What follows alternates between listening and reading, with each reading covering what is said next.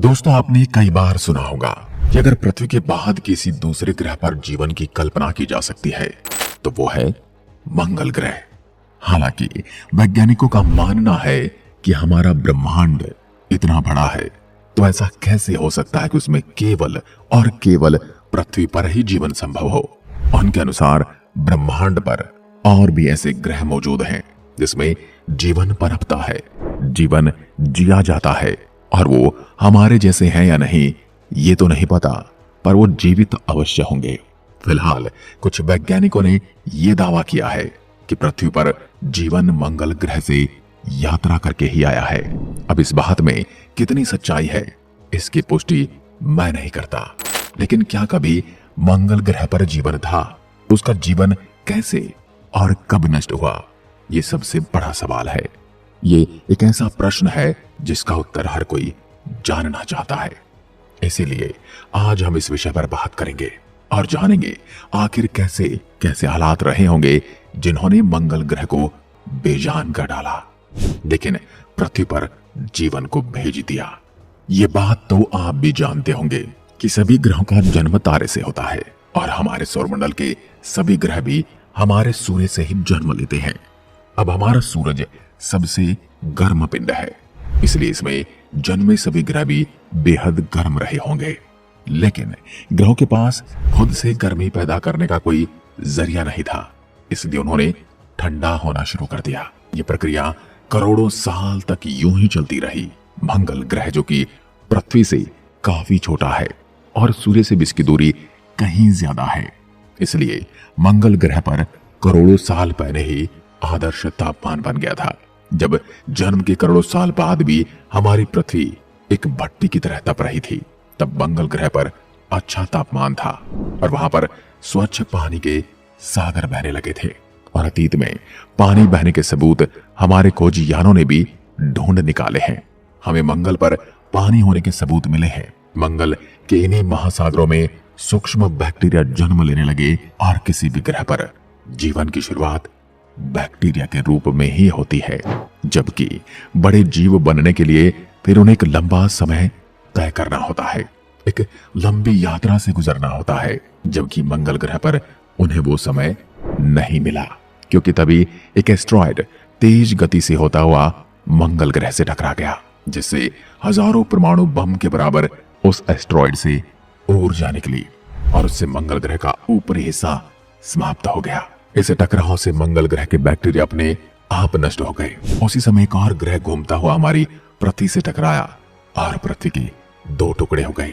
हाँ, ये बात और है कि तब पृथ्वी पर कोई जीवन था ही नहीं। तो उस टक्कर से पृथ्वी के जो टुकड़े हुए उनमें से एक टुकड़े पर तो हम रहते हैं और जो बचा दूसरा टुकड़ा उसे हम आज चांद कहते हैं। इसलिए हिंदू पौराणिक ग्रंथों में पृथ्वी को चांद की बहन कहा गया है और हम पृथ्वी को माता मानते हैं, इसलिए चंदा को मामा कहा गया है। पृथ्वी के उस ग्रह से हुई टक्कर एक अच्छा संयोग था, क्योंकि उससे भविष्य में पृथ्वी पर जन्म जीने लायक परिस्थितियां बनने वाली थी। साल 2014 में नासा के रोवर्स ने मंगल ग्रह की एक जबरदस्त तस्वीर ली थी, क्योंकि इस तस्वीर में गोल पत्थर दिखाई दिए थे जो कि हजारों साल पानी बहने के कारण बनते हैं। साथ ही तस्वीर में काफी सारे दर्रे और नदी रूपी संरचनाएं भी थी, जिसको देखकर वैज्ञानिकों ने अनुमान लगाया कि एस्टेरॉयड की टक्कर के बावजूद भी मंगल की धरती के अंदर पानी तरल रूप में रहा होगा, क्योंकि ज्वालामुखी के फटने के कारण भाव की अवस्था में बाहर निकला। आपको यह भी पता होना चाहिए कि मंगल ग्रह पर अनगिनत ज्वालामुखी हैं। एवरेस्ट की चोटी से 3 गुना ऊंचा मंगल का ओलंपस पर्वत भी असल में एक ज्वालामुखी ही है। जलवाष्प के रूप में ज्वालामुखियों ने जब पानी बाहर फेंका तो मंगल पर बादल बने, जिससे बारिश हुई, जिससे एक बार फिर से मंगल ग्रह पर जीवन पनपने लगा।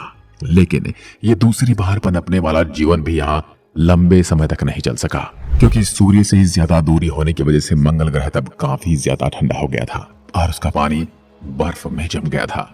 मंगल ग्रह पर अत्यधिक ठंड होने के कारण उसके बैक्टीरिया जैसे सूक्ष्म जीव भी समाप्त होने लगे। दूसरी तरफ तभी पृथ्वी का तापमान अब सही होने लगा था और चंद्रमा के गुरुत्वाकर्षण ने पृथ्वी को तब एक महत्वपूर्ण बेहतरीन स्थिति प्रदान की, जबकि ऐसी स्थिरता मंगल ग्रह पर नहीं थी, क्योंकि उनके दोनों उपग्रह बेहद छोटे हैं और उनका गुरुत्वाकर्षण बल मंगल ग्रह को एक धुरी पर बांधने लायक नहीं है, जबकि हमारा चंद्रमा काफी बड़ा है और उसका गुरुत्वाकर्षण बल हमारी पृथ्वी को एक तरफ झुकाकर रखता है, जिसकी वजह से यहाँ सर्दी, गर्मी और बारिश वाले मौसम बन पाते हैं। पृथ्वी पर जीवन केवल मंगल ग्रह की तरह बैक्टीरिया में नहीं बन पा, बल्कि यहाँ पर समुद्रों में कई तरह के जीव विकसित होने लगे। लेकिन तब पृथ्वी के पास ओजोन परत रही थी, तब कोई भी जीव समुद्र से बाहर नहीं रह सकता था। लेकिन पृथ्वी पर आदर्श तापमान की वजह से बैक्टीरिया का निर्माण हुआ, जो सूरज की गर्मी को सहन कर सकते थे। उस अनोखे घटनाक्रम के जरिए बैक्टीरिया जीवन के लिए एक बेहतरीन पदार्थ का निर्माण करने लगे, जिसे हम ऑक्सीजन कहते हैं। तब पृथ्वी पर मंगल ग्रह से कहीं ज्यादा ऑक्सीजन बन गई थी, और जब सूरज की घातक अल्ट्रा वायलेट किरणें ऑक्सीजन के अणुओं पर गिरी, तो ऑक्सीजन के दोनों परमाणुओं ने अलग होकर ओजोन परत का निर्माण किया और पृथ्वी के चारों ओर ओजोन की मोटी परत बन गई, जो सूर्य से निकलने वाली घातक किरणों को सोखने का काम करने लगी। अब पृथ्वी का वातावरण काफी अच्छा हो चुका था और यहाँ के जीवों ने समुद्र के बाहर निकलकर धरती पर रहना आरंभ कर दिया था। मंगल को जीवन पनपने के मामले में पृथ्वी तब बहुत पीछे छोड़ चुकी थी, क्योंकि मंगल पर आधा अधूरा जन्मा जीवन पूरी तरह समाप्त हो चुका था। लेकिन धरती पर विशाल डायनासोर रहने लगे, जिन्होंने 16 करोड़ साल पृथ्वी पर राज किया। लेकिन यहाँ लंबे समय तक राज करना भी आसान नहीं था, इसलिए एक उल्कापिंड के गिरने से उन विशाल डायनासोर का भी अंत हो गया। इस उल्कापिंड ने पूरी दुनिया में तबाही मचाकर रख दी थी और तापमान भी बहुत ज्यादा हो गया था। हजारों साल तक आसमान से आग की बारिश हो रही थी और एक बार फिर पृथ्वी पूरी तरह से तबाह हो चुकी थी। आज से 6.5 करोड़ साल पहले धरती पर हर तरफ नर्क जैसा मंजर दिखाई दे रहा था। लेकिन ये घटना हमारे लिए एक वरदान साबित होने वाली थी, क्योंकि अगर डायनासोर का अंत नहीं होता तो हम यहाँ नहीं होते। उनके अंत के साथ ही स्तनधारी जीवों की प्रजाति को आगे बढ़ने का मौका मिला। पीढ़ी दर पीढ़ी उनमें कई तरह के बदलाव देखने को मिले और करीब 6 करोड़ साल चले। इस बदलाव की वजह से इंसान जैसे बुद्धिमान प्रजाति का जन्म हुआ।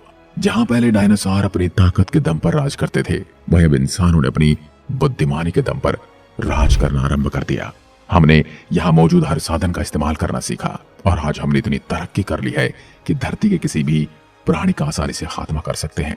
दोस्तों, ये तो आप मानते ही होंगे कि जीवन की संरचना आसान नहीं है, क्योंकि जीवन केवल ऐसे ग्रहों पर पनपता है जहां परिस्थिति आदर्श हो और तापमान इतना आदर्श हो कि जल तरल अवस्था में रह सके, जहां हमारे चांद जैसा एक बड़ा उपग्रह भी हो जो अपने ग्रह को एकदम स्थिर रखे, जहां ओजोन लेयर हो जो सूरज की हानिकारक किरणों से बचाए रखे, और जिस ग्रह की अपनी चुंबकीय शक्ति भी हो ताकि सौर तूफान के जीवन सुरक्षित रह सके। भले ही दोस्तों ब्रह्मांड में अरबों ग्रह हों, लेकिन हमारी पृथ्वी जैसी आदर्श परिस्थितियां बहुत कम ग्रह पर रही होंगी। हाँ, ऐसा भी नहीं है कि इस ब्रह्मांड में केवल हमारा ही ग्रह ऐसा है जहां अच्छा तापमान है, लेकिन उन ग्रहों पर एलियन भी वैसे ही राज करते हैं जैसे हम पृथ्वी पर रहते हैं। जब तक पृथ्वी पर आदर्श परिस्थितियां रहेंगी तब तक हम इंसान ऐसे ही रहेंगे, लेकिन हालात भी ऐसे कब तक रहेंगे, क्योंकि ऐसे अनेक कारण हैं जिससे फिर से पृथ्वी के हालात बिगड़ सकते हैं। ठीक वैसे ही जैसे 6.5 करोड़ साल पहले हुआ था, और डायनासोर की तरह हमारा भी खात्मा हो जाएगा। क्या पता किसी एस्ट्रॉयड से हमारी पृथ्वी टकरा सकती है, या फिर किसी घातक वायरस से हमारा अंत हो सकता है, या फिर हम इंसान ही परमाणु बम और जैविक हथियार का इस्तेमाल करके जीवन का खात्मा कर सकते हैं। दोस्तों, कभी ना कभी पृथ्वी से जीवन खत्म जरूर होगा, लेकिन यह भी सच है कि हम इंसानों का पूरी तरह से इस धरती से सफाया नहीं होगा, क्योंकि अभी हम इंसान इस धरती पर केवल 2 लाख सालों से ही हैं, जबकि यहाँ जीवन अरबों सालों से, जिसमें पृथ्वी ने हजारों मुसीबतों का सामना किया है और अनेकों बार यहाँ जीवन नष्ट हुआ है, लेकिन फिर भी यहाँ जीवन पनपा है। यानी जीवन हालात के हिसाब से खुद को बदल लेता है। इसलिए अब कोई अगर घटना पृथ्वी पर होती है तो उससे भले ही हमारा खात्मा हो जाए, लेकिन जीवन को उपजाने वाली परिस्थितियां यहाँ स्थायी रूप से खत्म नहीं होंगी और यहाँ एक बार फिर से जीवन बन पड़ेगा। ठीक जैसे आज हम यहाँ पर राज करते हैं, ठीक वैसे ही यहाँ पर किसी का राज होगा। ये प्रक्रियाएं शुरू से चलती आई हैं और आगे भी चलती रहेंगी। यहाँ ये बात भी है कि एक न एक दिन पृथ्वी का अंत जरूर होगा, और इसकी वजह बनेगा हमारा सूर्य, जो हमें जीवन देता है, क्योंकि सूर्य ऊर्जा का भंडार है। और जैसे जैसे इसका ईंधन खत्म हो रहा है, वैसे वैसे इसका आकार भी बढ़ने लगा है। 2 अरबों साल बाद सूरज 15% बढ़ चुका होगा और तब पृथ्वी काफी ज्यादा गर्म हो चुकी होगी और यहां से जीवन पूरी तरह से समाप्त होना आरंभ हो जाएगा। और जब इस सूरज का ईंधन पूरी तरह से समाप्त हो जाएगा, तब इसका आकार पूरी तरह से बढ़ जाएगा। उस समय सूरज का फैलाव हमारी पृथ्वी तक पहुंच जाएगा और हमारी पृथ्वी पिघलकर सूरज में समा जाएगी। इसलिए मैं इतना ही कहूंगा कि हमारी पृथ्वी अमर नहीं है, और जिस तरह किसी भी चीज का जन्म होता है, ठीक वैसे ही हमारी पृथ्वी का भी जन्म हुआ है, और जिसका जन्म हुआ है उसका अंत अवश्य है। आज की वीडियो में बस इतना ही। अगर वीडियो पसंद आए तो लाइक कीजिए और ऐसी वीडियो देखने के लिए हमारे चैनल को तुरंत सब्सक्राइब जरूर करें। धन्यवाद।